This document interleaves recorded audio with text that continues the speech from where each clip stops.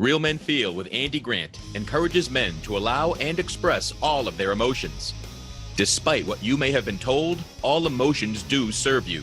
Real Men Feel is committed to engaging in discussions that most men aren't having, but all men can benefit from. If you would like a one-on-one conversation to help you get clear on what you want in life and what's in your way of getting there, visit theandygrant.com/talk and book a no-obligation, no-cost appointment. All links mentioned in each episode are in the show notes found on the blog at realmenfeel.org. Now let's get to it. Hello and welcome to another edition of Real Men Feel. This is your host, Andy Grant. I'm an author, coach, healer. I'm a lifelong seeker and student, and I've had plenty of teachers and mentors over the years, one of whom is kind of the roundabout subject of this episode. My guest today is investigative reporter, author, and podcast host, My guest today is investigative reporter, author, and podcast host, Matt Stroud. Matt recently hosted a podcast about one of my not-so-favorite mentors called Guru, the Dark Side of Enlightenment. So welcome to the show, Matt. Thanks for having me. It's a pleasure. Cool. Now, you've done some really deep work. Some of your reporting has resulted in new trials for people, resignations of public figures. You make a lot of trouble for scam artists and kind of like bad business people. And so is this guru thing, is this along the same lines, or is this a departure from your previous work? I don't think it's a departure so much. I think it's worth talking about how I got onto the story because it is connected to, wrongful convictions and people getting out of prison. So I'll kind of start there if that's all right. Cool. Yeah, great. Yeah. So I used to work for an innocence project. Are you familiar with what innocence projects are? Yeah, overturning wrongful convictions? Yeah, exactly. Most of those are based out of law schools. I was a graduate assistant at an innocence project at a university in Pittsburgh that was actually based in a journalism school. So it was kind of a rare experience. They do the same thing as an innocence project would do at a law school, but we're doing it as journalists. And so, I worked on a lot of wrongful conviction cases and covered prisons around that time, just because it was inherent to the work that I was doing. And one of the topics that I really got interested in at the time, and one of the groups of subjects that I got interested in at the time, was people who are wrongfully convicted and then are released back into their communities. And there's a whole a bunch of things to dig into on this particularly, but you have people who are wrongfully convicted and they're sent back to their homes with nothing, and they have to refigure out like how to live in society. And I had been working after I left that project, I went to go work for a technology website of all things called TheVerge.com. They wanted me to report on policing in prisons and technology that was intermingled in there. And so I had been covering Herbalife and working on investigations into that company. And the name James Arthur Ray came up because he had given a bunch of Herbalife seminar presentations and was in prison. And it was like 2013, and he was getting ready to reemerge into society. And so my initial interest in James Arthur Ray was, what's it going to be like for this man who built his life in a self-help community and as a leader in the self-help community when he reemerges into that community after prison. And so that was really the reason why I got interested in it. And then, the more I dug into James and his response to the tragedy at Sedona, it seemed like a story that I wanted to dig into deeper. And, the people who were connected to him, I really wanted to learn more about them. So here we are. Cool. So you had not heard of his name or even maybe the personal growth kind of industry until stumbling into this? I had friends and relatives who talked about The Secret. And I had done a long trip across the country where I couch surfed with 70 or 80 people, and a bunch of those people had mentioned the movie What the Bleep Do We Know? Yeah. Which, you might disagree with this, but it seems along the same lines as The Secret with a lot of, what they talk about. And so I was aware of those two films, but no, I hadn't really heard anything about James. And this was, 2012, 2013, when I really started looking into him. Cool. Yeah. The Secret was my introduction to everything, and that's the first time I had heard of James. And then, yeah, next was What the Bleep Do You Know? And you kind of, at least I went down that rabbit hole of all the rabbit hole movies and such like that. So the events that the podcast Guru is about, happened in 2009. So it was really just of when you kind of discovered James, as it wasn't like, this is the year I must investigate this story that I recall living through or anything like that. No, it wasn't. The kind of work that I do, and this has evolved over time, but I've been like a daily beat reporter. I've covered cops. I've covered courts and court systems. And those, when you're doing that kind of work, you're writing 4 and 5 stories a day, and everything is you're jumping from one topic to another, and one individual to another, in one series of stories. And as I grew as a journalist, and made connections with really great media outlets, I started to be able to choose, pick and choose stories that I really wanted to dig into, and then spend a lot of time on those stories. And the more I learned about James, again, late, I came to this party very late, the more I wanted to know about him and the self-help industry and the people who were drawn to it. So you were already in college discovering this project. So when did you first discover that you had interest in being a reporter at all? Oh, man. It was... I never have seriously considered doing anything else. I like talking to people. I like telling stories. And there is a part of me that is adversarial, and journalism always has been the way to get into that adversarial part of my nature without, being a terrible person.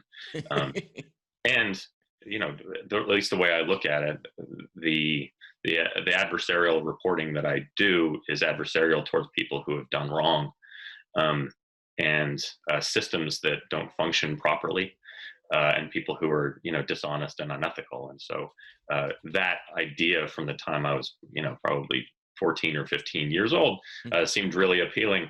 And I grew up in a household with multiple newspaper and magazine subscriptions, and so it actually seemed like a realistic idea that I could be one of the people who contributed to those important news outlets. And so, yeah, it's kind of been there forever.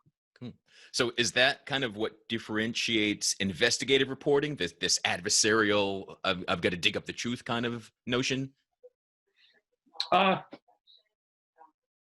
Yeah, I think so.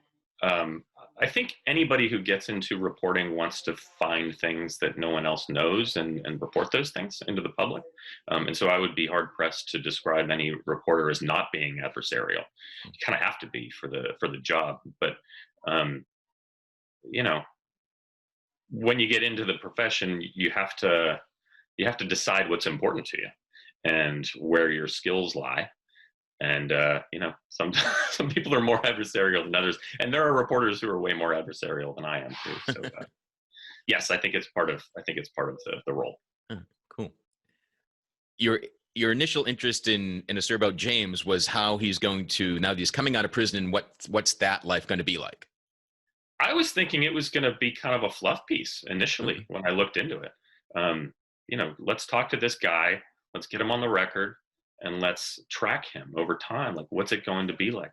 And I started contacting him, months before he was set to be released, or trying to contact him months before he was set to be released, and getting in contact with his brother and his agent, just again, so I could basically write a fluff piece about what it was like to reemerge into society. And, as I did more and more reporting, I realized that there was a lot more there than just a fluff piece about a guy reemerging into the self-help community.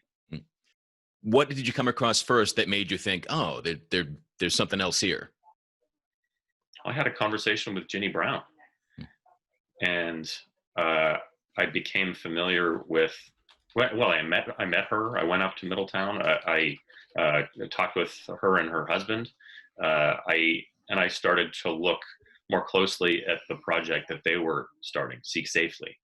And I started to dig around, their concerns and what they were trying to do, not only with the self-help industry, but with James particularly. And I realized that there was a whole ocean of material to really dig into. And I don't want to assume everyone knows what we're talking about here. So let's back up a little bit. And so James Arthur Ray was in prison for, but then did it end up being manslaughter? Was the actual charge? Negligent homicide. Negligent homicide. Okay. Yeah, the charge is equivalent to what somebody might be charged with if they have a DUI and they inadvertently, run somebody over or kill someone in a crash. So it's the same kind of charge and conviction. Okay, and this happened in Sedona, Arizona, October 2009, and so Ginny Brown is the mom of someone that died there, right? And she has gone on to create this Seek Safely kind of, I don't know, a policing of personal growth events. Is that at all right? No, it's not. Okay, good. They are not. Their goals are not adversarial, in premise anyway.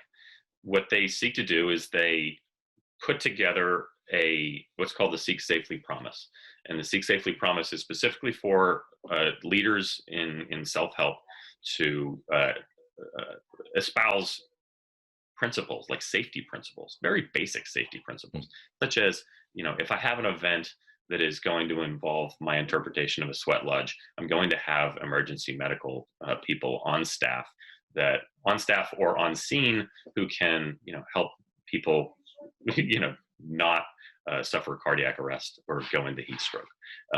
It doesn't specifically say that, but that's one of the tenets of the promise, is that, like, I'm going to make sure that there are EMTs available at my events. I'm not going to, try to pry money out of people just for the sake of prying money out of people. And, if you go to seeksafely.org, I think is the website, there is you can see the promise, and you can see all of the things that self-help leaders should promote and promise. And that's their basic idea. And they have gotten, hundreds of people to sign this promise.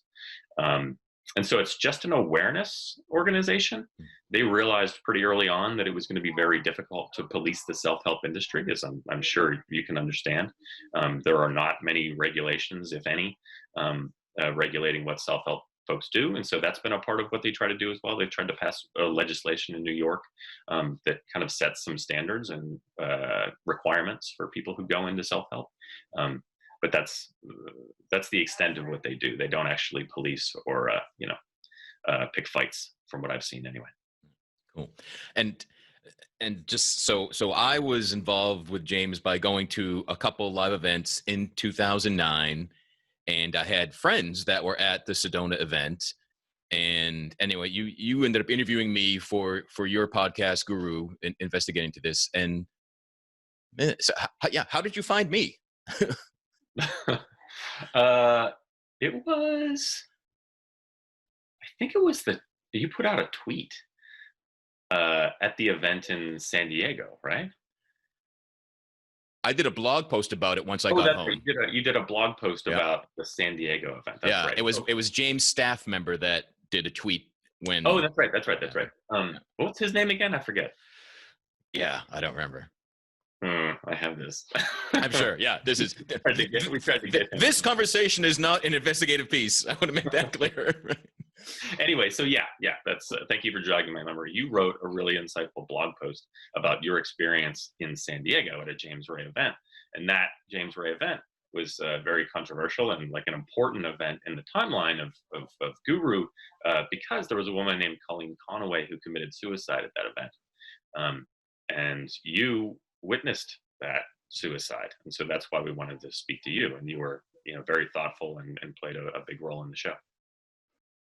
I'm trying to think of in my own time frame. Yeah, so that event was in August in San Diego, and yeah, I witnessed a suicide. And anyone that knows me, anyone that listened to the show, I've a background in depression. I've attempted suicide multiple times. So seeing that and not following that action was a big deal. And I spoke about it to the entire group. James talked to me about it. And it felt pretty cool. It was all right. It was, dramatic, but beneficial. Also that thing. Then by October, the Sedona news breaks. I'm like, oh my God. And then I'm finding my name was getting taken out, and other anonymous investigator muckrakers on the internet were saying I was reading that I was part of some cover up, that I had murdered someone in San Diego, and I was like, what is this all about? And that's how I discovered. I wasn't even sure that Colleen had died until then. Like, I left San Diego seeing some woman I didn't know, witnessing and being taken away by the EMTs, and they were working on her. And I only learned later that, oh yeah, because EMTs aren't allowed to declare anyone dead. They'll keep, going through the motions, even though she was already dead. So that's when I first learned that, and learned that she was actually a participant at the event. So I didn't know any of that. But again, people were, just making up all these stories that I was, or combining people with some things, that I was part of the staff, and that, I was part of the cult that convinced people to jump to their death at events. Well, it was part of the reason why we wanted to talk to you is, you were kind of perfectly placed, because you mentioned questions about staff.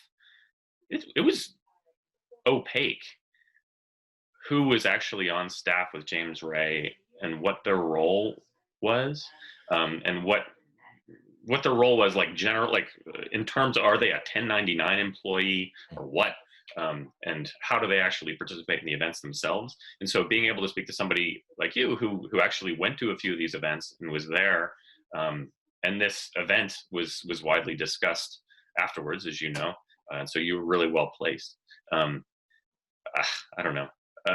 How did that make you feel afterwards, being tossed around as somebody who is, implicitly involved?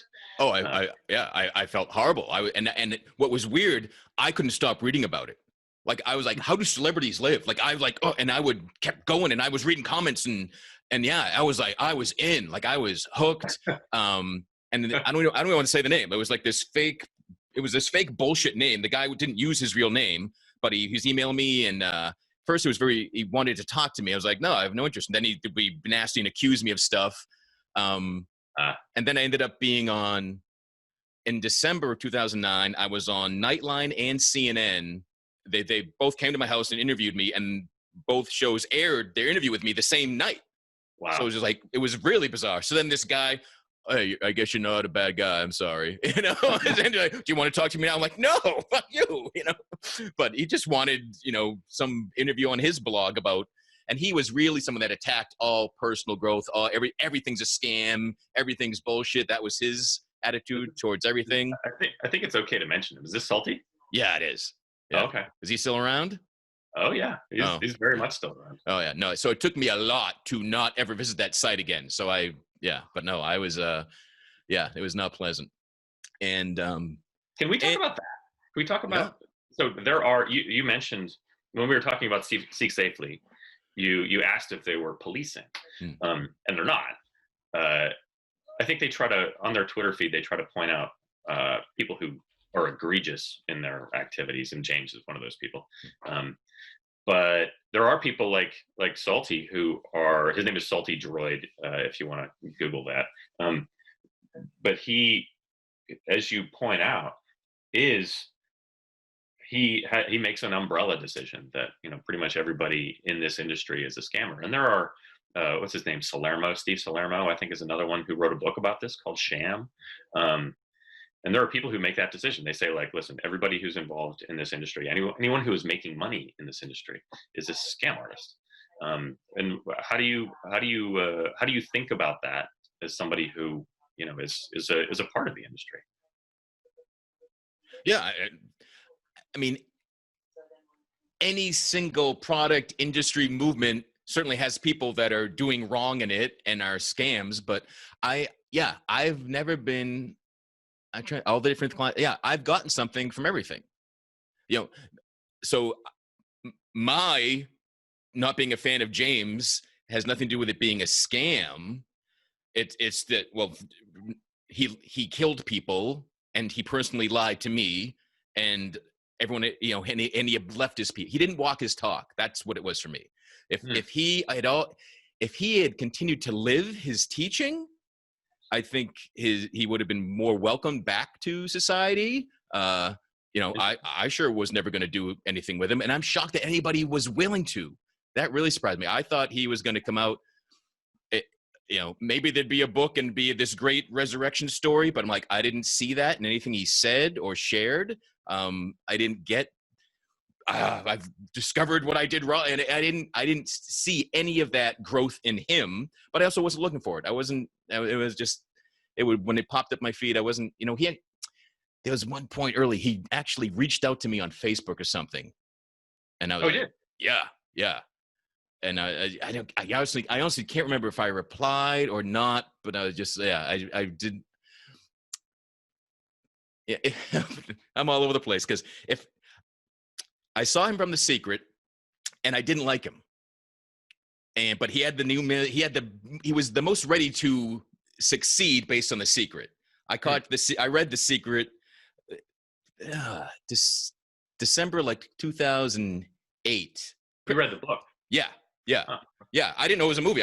My wife bought the book to bring to some Christmas party, and I started reading, like, this is awesome. Like, I loved it. I had never heard, like, I was diagnosed, like, I am bad brain chemistry. My emotions are out of control. I am defective. That's what I grew up. And I'm like, wait, my thoughts control my emotions? No one ever told me this. So it wasn't about, I can think about a car and make it happen. It was more, I'm in control. I can choose my thoughts, and thereby my emotions, and my whole life can change. That's what I got from The Secret. That's what grabbed me. So I got on James's email list, and I've ended up working with a bunch of people from The Secret. It's funny to look back, and I got involved with Centerpoint, Notes from the Universe. There's a number of people that were, and Abraham Hicks, who were edited out of The Secret. I've got the pirated version of The Secret that had them in it. I was in it that big. I found that version of stuff. But anyway, James always felt like a slimy salesman to me. Huh. But part of the personal growth pitch is who bothers you is who you need to learn from. And who, that person that triggers you is the person you can learn the most from. So I was like, all right, I'll be willing to go. So yeah, I never got the warm fuzzies. I'd never say, like, I appreciated and got things from his teachings, but his personal style, it rubbed me the wrong way. It felt too much like a polished show to me. Yeah. But I was like, well, maybe, what does that say about me? Maybe let me stick with this guy. So I fell in for that aspect of it. Like, he's triggering me. What is that telling me about me? And that sort of stuff. But I was never part of the, and the people like this, like, James can do no wrong, and he's just amazing, and who really treated him like some guru. I was like, this guy's a great salesman and a great trainer. And like, are those things that I'd like to be? Maybe that's it. And it was actually going through that and realizing what I did like of a Tony Robbins, of anyone on stage. Like, I wanted his confidence. I wanted his self-assuredness. Right. But every time he talked about how his mansion was higher than Deepak Chopra's, and anytime that kind of egoic stuff, I'm like, that doesn't seem to align with everything you're telling me here about esoteric wisdom and stuff. Like, so it's really all over the place. And he was the first person I ever met that claimed to be part of a mystery school, which years later I got involved with a mystery school. And I made sure, I was like, did this James Arthur Ray was ever part of this? Is this? I'm like, no, we don't know who that is. I'm like, all right, good. All right. But because I didn't want to get involved and find like, that because he did a lot of taking from places and distorting it, and like with the sweat lodge and other ceremonies, and I didn't want to come across a ceremony that I knew existed from James. I knew that would like really trigger me, and I just want to like leave. But sure, anyway, I was assured that wasn't the case. But how did I get all there? Yeah. Hold on. What is that? What is a mystery school? I don't know this. Oh, you don't know that? All right. They were 7 ancient mystery schools. I grew up hearing about the mystery schools. I think I heard of it like from In Search Of and TV shows. The Egyptian mystery school, the ancient Indian mystery school, and it's just this esoteric wisdom and just the almost pre-religion. I had always heard that Jesus Christ he's born and then he's missing until he's like 32 years old in the Bible. I'd always heard from different lore and shows and, wherever I got it from, that he was off at mystery schools, right? The Marvel movie, Doctor Strange, if you know Marvel Comics or movie, he goes to Tibet and gets trained. So he is a master of the mystery school. He, that's where he gets trained for all of the using energy and things. And you are involved in multiple mystery schools? No, I'm involved in one. There's only one that's open to the public. It's called the Modern Mystery School. And it opened to the public in like 97. But James saw before I ever saw him live, he would release like videos every week all through, that time. And he said he went to Egypt and was initiated into a mystery school. And I was like, wow, that's a thing? That's real? Like, I had no idea. And, but there isn't some public mystery school that you can go to Egypt and get initiated into. So maybe he took peyote at a pyramid. I don't know what he did. But it was the first time I'd heard of someone saying that they were somehow involved. And that was something that still existed. One of the things that I found really difficult about James, I went to an event that he put on in 2015. So this is after he had been released from prison. And after I wrote an initial story for The Verge, I did not write the headline for the story, but the story is called The Death Dealer. And I had written that story, and then I had moved to work for Bloomberg News. And I went to a James Ray event in 2015, reporting for Bloomberg News, because it was one of his first actual like public events that he did after his prison release. And I had never actually sat through a seminar that he had given. I had read Harmonic Wealth, and I had watched some of his videos. I had rewatched The Secret, but I had never actually gone through his seminar. But as a person sitting there listening to the seminar, he will, as you describe, pull information from a bunch of different sources all at the same time, which is totally cool. I mean, that's what a lot of academic work is built around. I wrote a book, and like there are, like 300 sources in the book. Yes, I'm pulling from a bunch of different places. But what you would find, and I found myself doing this in my notes, he would talk about a certain topic, and then I would write it down so that I could go back and check it. And often I would have a lot of trouble like verifying the quotes that he was pulling and the specific things that he was saying. One of the examples recently is like he put up, I forget what he was referencing exactly, but he was saying Bloomberg says X, and it was in relation to how we sell or how we live, something like that. When I'm looking at that, I'm thinking, all right, I'm a former employee of Bloomberg News. I'm very familiar with the kind of research that they do, and it mostly has to do with business and the market and legal issues.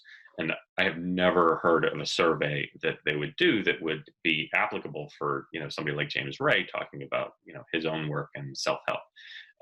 And I searched for hours trying to figure out like what. And there was a quote that he used in the Twitter post. And I was just unable to verify anything. And that was consistent with what I saw with him. And so I to this day, I don't know what happens there, whether it's like explicit lies and he's making it up, or whether he has changed the meaning of things that he's read and applied it in whatever way it works in his brain. But it's difficult for somebody like me who I need the specific source of what you're talking about to listen to. Do you feel that you're the same way, or is that kind of something that you don't really dig into? No, yeah, I'm not. I don't fact. I'm like it's you quote someone like, oh, it's all to make a point. I'm not like, misquote this. I can't verify this. You lie. Like, yeah, I would not go that far. I'm there, the emotional ride. Like I'm going to this. I've been depressed and miserable. I want to feel better. And and he got a good performance. Tony Robbins, and you're filling you up with that energy. Or Brendan Bouchard is someone I've seen live, and they get you jazzed up and you're excited. But where James crossed the line and I didn't like it, even I'm doing it and I'm going, why am I doing this? I don't want to do that. He's like, get your wallet out now, I'm about to tell you, and run to the back of the room and take out it, give me all your money. And I'm just like, I better at least, I'm like, what the fuck is wrong with me? But so he's the most manipulative person I've ever experienced in my life. But to your point, right? So I've been in sales before. I ran a media company. I've run 2 media companies. And, part of that work is you're going out and you're selling advertising. Like, it's separate from the work I would do as a journalist, but like, in order to keep the lights on and pay people, like, go out and sell advertising. So I'm doing like sales call, and like that is always the most uncomfortable. Or you give a presentation to a group of people, and like the point of what you're doing there is to get them to fund what you're doing. You're trying to get money out of them, and that part of the pitch has always, for me, been the most uncomfortable part. And I'm sure you can relate to that. Like, when you get to that point where it's like, I'm going to make the pitch, here's the amount of money that I need, and here's what we're going to do with it. It's always been difficult for me. And so to watch James Arthur Ray like just seamlessly move into that part of the presentation and just say, listen, here's what it costs, and it's gonna be great for you, and here are the reasons why. He is masterful in that. And I can see how you would go to one of his presentations and think like, oh my God, this guy really has selling down. He does not give a fuck. I'm sorry, can I say that? Yeah. You're encouraged. He does not care whether or not you say yes or no. And like, that is, he obviously does, like, he wants to make money, but he does not betray his emotion if he is bothered by that pitch. And he is just, like I said, he's masterful at that sales part. And so I can see wanting to follow him for that reason. Yeah. And that's his background. Right. Like, his background is in sales, and he was, worked for AT&T doing these kinds of presentations. So he knows it. And I wonder, to this day, I've tried to get a substantive interview with him. And I want to know, like, why he didn't just pursue that. Like, why didn't he become like a serious corporate salesperson who made a ton of money teaching people how to sell? Because that's obviously what he's good at. So again, seeing him back in 2009, might have been late 2008 for the first time. He came to Boston, it was the evening, and like, oh, it's the guy from The Secret. And it was a free ticket. You went to see him, and it was maybe 90 minutes. Yeah. And he said, he was a high-level AT&T trainer. He could have done that, but there was more. There was the personal growth. I wasn't just money. It wasn't just selling telecom. I knew there was more. He was a seeker, and he would tell the personal stories. And it was the big motorcycle accident that made him face his own death, and knew that there was more to life. And I'm just yeah, cool, yeah, he gets it, and so run to the back of the room and sign up for my programs. And that's how it was. And you got you jazzed. But he would talk about NLP, neuro-linguistic programming. So anytime someone else ever says that to me, I think scam. Like, it's trickery. It's, you're using psychological tricks to get us hooked. I've always heard also that at his events there was a certain scent released that made you more susceptible. So I don't know if that was ever bullshit or true. If you ever came across that story in your investigation. I know he would set the room temperature low, and that's pretty typical for large group awareness trainings. But never a scent. No, that's and something I'm going off. I can't remember where I heard this, but something like orange peels mixed with something was a scent that made you more ready to buy things. I don't know, but that was something I had heard attributed to him. And so after that all went bad, but I did get like, I did harmonic wealth. I thought was like everything he taught like worked and felt true, and I got gains from. But, when I first met, his staff was telling me, and I tell them, my background in depression and suicide attempts, and they were all like, warrior, that's you need, warrior in Sedona. That's the event for you. You need that. So I was getting pitched that from the get-go. And it was my plan to do it the following year. I was going to do that in 2010. But everything, he has this whole progression of events. So I didn't care about this thing at San Diego. I still don't know what it was supposed to get me. It was creating absolute wealth, that event. It was all based on the book Think and Grow Rich. I'm like, well, I could just read this on my own. Like, why, what, I have no idea what the San Diego event was supposed to do, but it was part of a package I had to get that would get me to Sedona eventually. That's how everything built on it. And the next event we were supposed to go to was Quantum Leap, which I don't know what that was. Everything just had its mysterious, esoteric name and wasn't described very well at all. And each one, cost more money.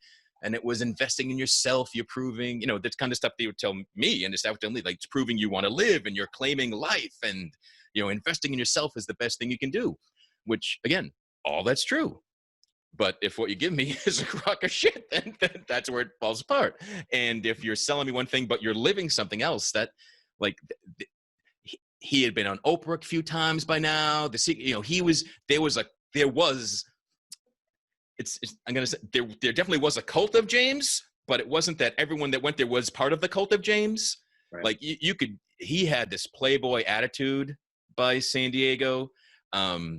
He had, the women, he was single, he was ready to mingle. And, it was pretty bizarre to see, just in the brief time that I was seeing him, like the guy I saw like in an evening in Boston, and to the person I saw like 6 months later was just so more egotistical and buying new mansions and moving to Beverly Hills. And it was just way more bragging about stuff than anything in Harmonic Wealth or anything that he did online. So he was starting to like lose me there. But it's interesting to hear you talk about him. I've heard this from a lot of people, like in general terms, that what was actually emerging from his mouth, the things that he was saying in general were good. Like you said, that you were able to improve yourself and come to realizations based on what he was telling you. But really, it was his actions that threw you off. Yeah. And really, that's what defines you. Like, how do you actually act in a circumstance? And I heard this from many of the people who were in Sedona, is that his response afterwards was just completely unacceptable. Yeah. And it showed that he was not the leader that he said he was, and what he was telling people to do. And so that's really important. And what I think is super interesting about that is that I don't know that there are many people in the industry that I'm aware of anyway, who get the opportunity to prove themselves in that way, to get the opportunity to show themselves as being a leader. And he completely fell on his face when he was given that opportunity. But I wonder if a Tony Robbins, if put in a similar circumstance, or a Grant Cardone, if put into a similar circumstance, would react the same way that James did, or whether they would be able to make something out of it and do as you described earlier. You write a book about it and really take meaning from it and apologize in all of the right ways. And I don't know. That's what makes his case most interesting to me, is that he had that opportunity. It was sitting there right in front of him. Well, he blew the real opportunity. Yeah.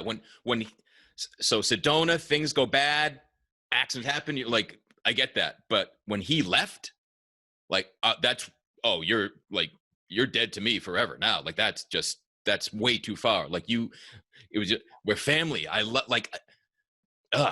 I can remember him looking in my eyes and telling me how much he loved me in San Diego when I talked about seeing the death, and in retrospect, learning that conversation happened after he knew that nope, she was one of his family too, and they decided to try to cover that up. But yeah, when he, people are dying, people have died in San Diego, or I'm sorry, in Sedona, and he leaves. That's when it was all over for me. Well, and so one of the other things that attracted you to him was this self-confidence, right? Mm-hmm. And his way that he presented himself as a leader, somebody who could take charge in that exact circumstance. Yeah.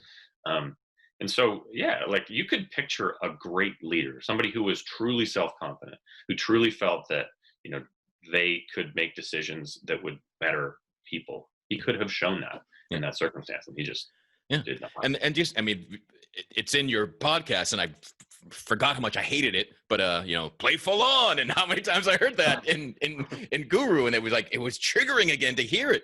But even beyond that, like, how you do anything is how you do everything.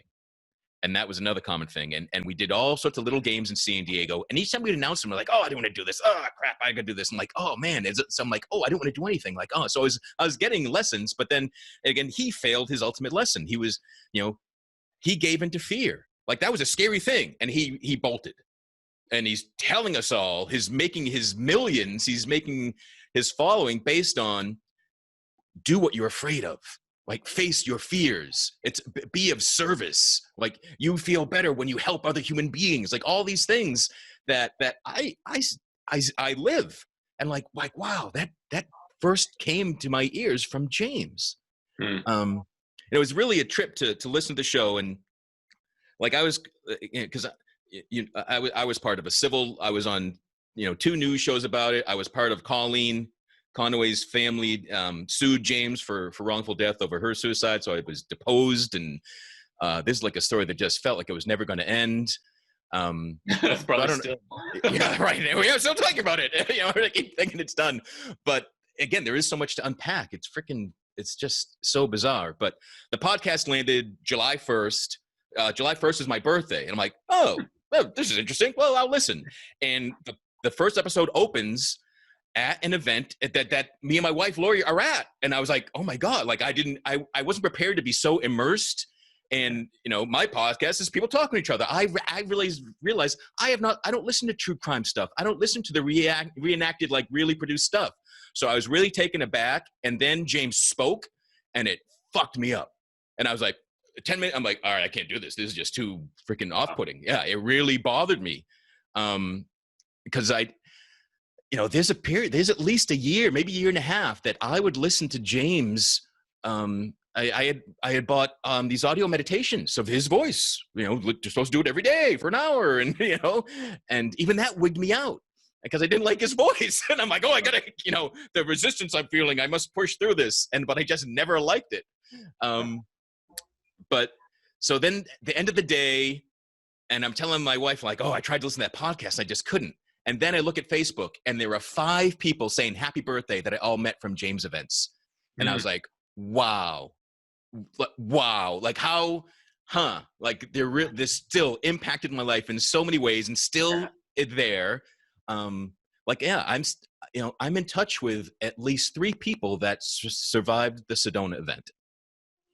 I think I've met a ton of people who participated in James Ray's events, and what's another paradox here is that, like, all of them seem to be very interesting, well learned, like, people who try to learn about themselves. I mean, these are great people who are involved, and so he attracted some really interesting people into his life and to go into his seminars, and so that's a positive thing that came out of it. Yeah, I mean, one thing I did always believe from him, and that he wanted to better himself, and he wanted to help other people better themselves, and thereby, everybody bettering themselves betters the world. Like, great, I can buy that. Makes sense. Yeah. But then when you turn your back, when you tell people that your family and you leave them, you abandon them, when you lie to them, that's like, it took me a while. Like, I finally realized, and I believe I can say this honestly, like, I don't wish ill will to him. I have nothing, again, like, if people want to follow you, if you sell some books, like, whatever, but I have no interest in it at all. And I remember when you first reached out, one of my concerns was that this was yay, James is back show, or like, was that the kind of the agenda was to, like, make sure he gets off and let's fill some seats for James Arthur Ray. And I like, yeah, I'm not, I don't want to be part of some rah-rah attempt. But yeah, you made it clear that was not the case. And so thank you. No, I think that there's so much to be learned from that situation and from his response to it to this day. Like, the podcast is 8 episodes in total. It's 6 produced episodes and then 2 interviewed episodes that, like, are a part of the stream or whatever. And I think we only touched on a little bit about what can actually be learned and how people can really learn more about themselves and what leadership looks like, and how to question people who claim to have all of the answers. And I think a lot of that work is going to be done by people such as yourself who are enmeshed in this. Is it an industry? Is it really? Do you consider it to be an industry? I mean, I don't call it, but yeah, the personal growth industry. Yeah, I guess it. Yeah, sure. But I mean, it's individual for every single person. Yeah. And so being able to look at this event, it's just another point in the timeline where you can figure out how to personally grow. Yeah. And I think there's a lot to take away from it. Yeah. And I probably went again. James was the first event I'd gone to like this at all, and it took me like 2 years to trust anyone and ever do anything like that. But I ended up doing some peak potentials events with T. Harv Eker. Hmm. Same thing. I was like, oh my God, like, all right, James must have worked for this company because this is the same freaking format exactly. And just a Wow. few verbiage was a little different. And they now had, and that's what we did. I broke the arrow against my throat at one of their events, and they had waivers and to sign everything, and they had EMTs there. Like, things are different now because of recent changes in industry.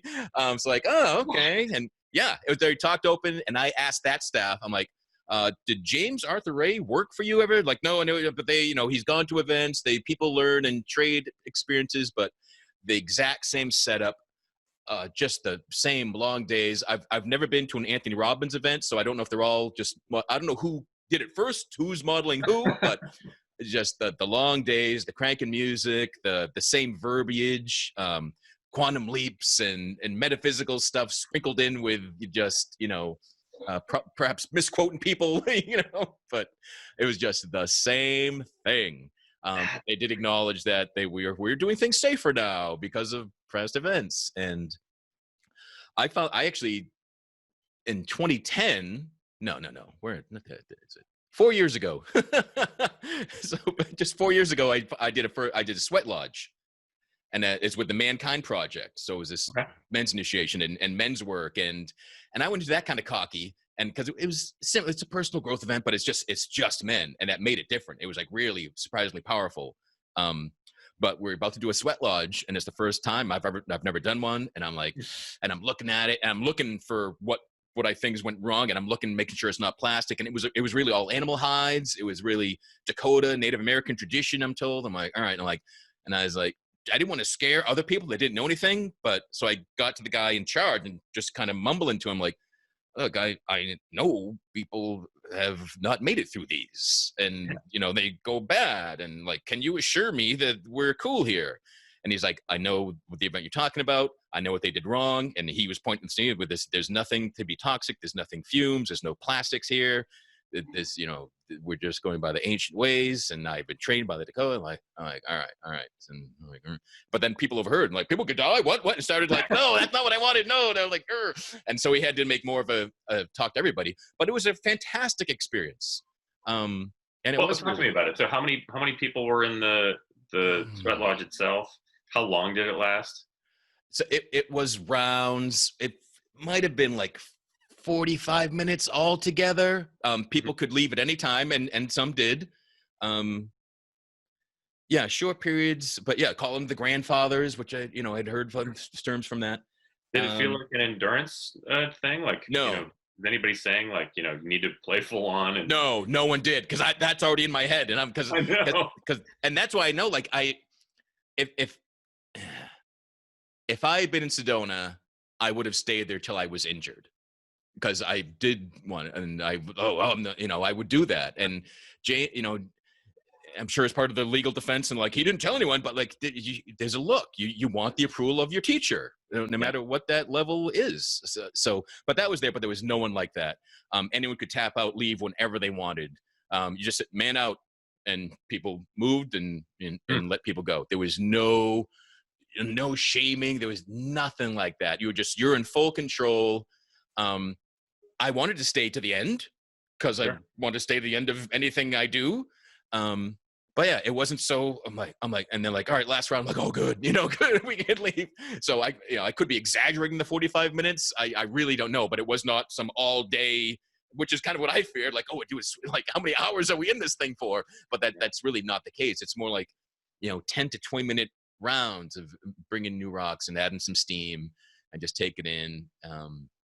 But even some of the things I've heard in the podcast and experienced there, like, all right, I can hug the earth, I can get lower, and all of that, and just feeling the temperature change just in inches of moving yourself. Yeah. But yeah. So I've done it 3 times now. Wow. Yeah. So with that same group, or with different? With a group. And the second time, it was the same guy leading it. He's like, hey, he's like, I remember you asking your question, so I'm really honored that you're back and you felt it was that good and you feel that safe. I'm like, yeah, thanks. So you made me feel safe, so I appreciate that too. So yeah, so that was really neat. Yeah, it's I've met people that call themselves shamans, and I've done like holotropic breath work. I've done ayahuasca once, and I always look out for someone that claims like, I'm a white guy from New York City and I'm a shaman because I took a class. I'm like, the appropriating someone's lineage and ancestry and ancient things, and that's how the sweat lodge made out of plastic sheet and happening all the time. And let's fit as many people as we can in. I think it might have been 24 people in the one I was in, and we're all shoulder to shoulder. You weren't cramming more than that, but it was, it seemed reasonable, and it's always been that size. So, but yeah. Where is it? So I did it in Massachusetts, but Mankind Project initiations and events often have them, and they have a whole group of people that train, and that's their job all weekend, is to maintain the fire and build the lodge, and 1 year I staffed and I got to take it all down, and just so it goes together, and they keep the same the proper pieces of wood, and it's making a tent from scratch, but yeah, not using modern things and not using things that like heat and can produce chemicals and reactions. It's just, it's actual pieces of hide and animal skin. And yeah. Did you do the ayahuasca as a part of Mankind as well? No, nothing. No, that was not affiliated with anybody. Except that was your own? Oh yeah. You did that on your own? No. I mean, someone I knew. Yeah, I didn't like mix it up, but no, I met someone that did that, and I did it once. And here in the U.S., or did you go to Peru or something? Okay. No, we actually, me and my wife took a vacation to Peru and had never heard of ayahuasca. We did a week on the Amazon, and some guy at the airport in Peru goes, "Oh, you going to the jungle? Oh, you got to have ayahuasca." We're like, "What's that?" He's like, "Oh, it's great." They're like, "Have you done it?" "Oh, no, I would never do it." I'm like, "What?" So we did meet a shaman in the woods. I said, "What about ayahuasca?" He's like, "Oh, this is ayahuasca." I'm like, "Can I try it?" He's like, "No, I wouldn't. No." And my guy's like, "No," and like, "No, tourists cannot do this. No." And my guy was talking about how like, "Oh, I had to do this when I was 13, and it's gross," and blah. So like all the people that like, no, I shouldn't say all people that grew up with it as a rite of passage, they're like, "Oh, I got to do that." Meanwhile, Americans are like, "Here's thousands of dollars, give me some," and because then I didn't. Since then, this was. Hold on. So when you went through this, did it? It lasted, multiple days, and like. No. It was multiple. It was just a one night thing. And for most people, it was like a couple hours. So we all throwing up and everything. No, I didn't. And so because there was a special diet leading up to it, and it was really just being totally bland. You couldn't even have salt or pepper. And I was nervous. I was nervous about this thing, so I followed the diet very strict. So I wouldn't really clean. Everyone else threw up. There might have 6 of us maybe. Everyone else threw up. I didn't. And there was a point where. I'm just seeing like shadows. Is this it? Is this all this is? Like, what's going on? And so, like, if you feel you want another dose, you can. I'm like, I'm going to get another dose. And so I was told the next day that they gave me I received a whole second full dose. And I'm gone now. I'm tripping all night. Everyone else is done. I hear them chat and I'm just like, I'm in the multiverse, and that's what it was like. It was, people talk about, we're operating on multiple dimensions, and, your spiritual, your physical, your emotional, there's all these different planes of reality. And my ayahuasca experience was, I'm conscious of being in at least a dozen different places right now. And it was amazing. Later, I was told that I had the best first experience that this person doing it for 14 years had ever come across. I was like, great, don't need to do that again then. I've had my peak ayahuasca, and I don't need to try to chase it or repeat it. But yeah, it was phenomenal. It was like I was in Avatar. I was in an Avatar universe, then the 3D universe, and then I'm also just laying on this floor. Every animal, there were dogs and cats in this house, and they'd walk, and I'd they would come by me and I was like, oh, I just had the whole experience of the history of all pets. Oh, and it was like that. Anything coming into my environment triggered this whole other world. So it was like a conscious dream state. You were Yeah, actually hallucinating like environments that you would yeah, experience. yeah. Fully awake, conscious, and again, and like being aware of having 10 different dreams at the same time and Wow. choosing which one to focus the most on. Because there's other people around me were done. I mean, people were singing and doing stuff, and I thought, there's a freaking giant circus calliope next to my head. And then later it was a banjo. I'm like, that's what was making the noise? I'm like, wow, you know? And people were singing songs, and they were like, Andy, dear Andy. And I'm like, oh, and I'm like, there's a choir of angels. And it was just, you know, ladies singing Andy, dear Andy into my ear. But it was just, yeah, it was very, very cool. That along with the ayahuasca experience, like it seems like you take away a lot from these. What did you take away from both that and the sweat lodge experience? Yeah, just that there's more. Like the sweat lodge, it was again part of the experience. They were chanting, and sweat lodge is release, and you go in there with the intention of what you're ready to let go, and you know whatever's holding back. And I'm always just willing to let go of whatever I've outgrown, what fear am I still carrying, what attachment to James Ray am I carrying around that isn't serving me, like any sort of thing like that comes across. Ayahuasca was much more just I'd heard of it, finally met someone that offered it, and I just it's weird for someone that tried to die multiple times. Once I decided I guess I'll live, I want to have as many experiences that I can. Yeah. So that's really what it's about for me. Oh, like, oh, you have a new experience? Oh, I've read it. Oh, can I do that with you? Yeah. Like that's what drives it.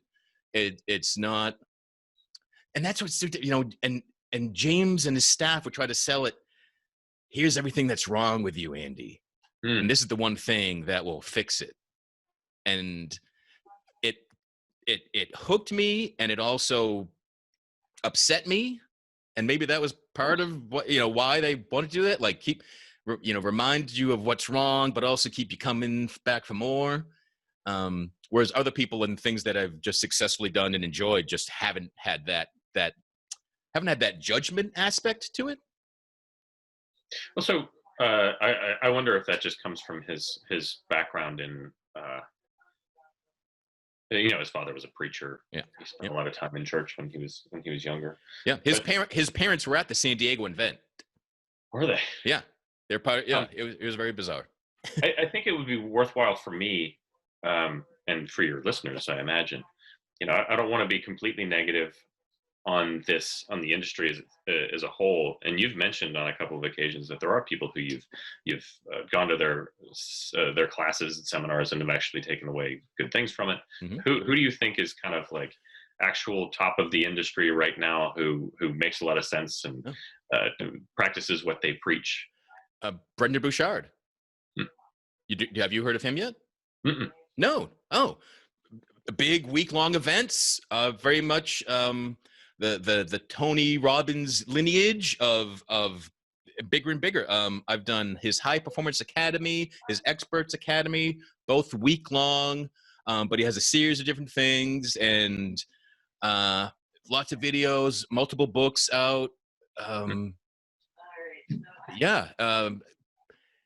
He's probably he's been called the next Anthony Robbins for like years and years. And when I first met him, I'd never heard of him, and I'm just talking to him. And then I go to an event, and he's on stage, and 20,000 people are going nuts. I'm like, oh, I'm glad I met him when I didn't know who he was, because he was just a cool guy to talk to. So it's and since you don't know him too, it's really interesting. You know, I think I saw Wayne Dyer said this. Like, no matter how big you are, there's still plenty of world that has no idea who you are. So sure. So what is it about him? What gives you the impression that he practices what he preaches and that he's genuine? That he doesn't talk about, you know, Hollywood Hills mansions and stuff. Yeah, he doesn't. He like, boy, how can I prove someone's genuineness? That's tough. You know, because I think it was like 2011 or 2012 when I first met him. Did some online events. I've been to 2 live week-long different events, and he feels real. he does much more videos, and and here's my girlfriend, now his wife, and he had a personal story of facing death and being challenged, and it really connected with me, and just realizing, we get one chance, and he had a second chance, and it's important what you do and how you live and the choices you make. So it all resonated, and it's he seems like this squeaky clean Midwestern kid, and he's living his teachings, and he's out there still learning new things, and takes from psychology and metaphysical and brings it all together. So again, similar to the James, but I think that's similar. I think that's how Wayne Dyer, I think that's Louise Hay. They all people that go out, have experiences, learn things, bring them back and teach them to their people. Yeah. Nothing's brand new, nothing's invented by him. It's just being brought together and taught in a relatable, understandable way. I'll check them out. Yeah, please do. And we've been going for a while, and I ended up talking way more than I expected. So thanks for twisting the table here on me. But where can people listen to Guru, the Dark Side of Enlightenment? Any podcast app. If you search for Guru, it should be one of the first things that comes up. You can also go to wondery.com/guru. Let me make sure that is right. We'll have visit realmenfeel.org. In the show notes for this episode, we'll have links to everything that was discussed. Unless there was things that were discussed that I think are horrible, but certainly for the podcast. And we'll give Brendan and Seek Safely if you want to find any of those things there. And Matt, what's next on tap for you? You got anything you're working on or hope to work on that you're excited about? I have some interesting projects coming up. Most of my work up until now has been just in print. So me writing things down that are normally like pretty long on the internet and in books. Doing this podcast has been great. It's my first kind of real foray into multimedia. And so the projects that I'm looking at going forward are more in line with that. It's an excellent time to make a transition from, print journalism into television and podcasting, because everyone's, listening to lots of podcasts and watching lots of Netflix. And so like that appears to be where things are going for me. I'm excited about that. But hopefully some of those projects your readers or your listeners will have a chance to see them in the future. And, I am thankful for any listener or reader that I can find. Cool. Yeah. I'm surprised that was your first podcast, because you have good podcast voice. Thanks for saying so. Yeah. No, I ran I mentioned a media company that I ran. It's out of Pittsburgh, Pennsylvania. They're still around. It's called postindustrial.com. But we set up a podcast network that was specifically built around Pittsburgh and like local podcasting there. But most of those podcasts are just conversational. They're like this. There's two people talking about something interesting. And so this was really my first experience working with a production company that actually creates a podcast that sounds nice and that has a story arc. And so it's new for me too. Yeah, cool. Yeah, because you actually, for my interview for that, someone came here. And like I was talking to you on the phone, and someone was here recording me, and I'm like, have I been doing this wrong all along? I'm supposed to do this? So, but yeah, it's very well done. If you're interested in personal growth, if you're just in the true crime genres, if anything that I've shared about my experiences here, it makes you want to learn more. Because again, you mentioned it was like six episodes and then 2 bonuses is the whole series. Yeah. So you interview with lots of different people.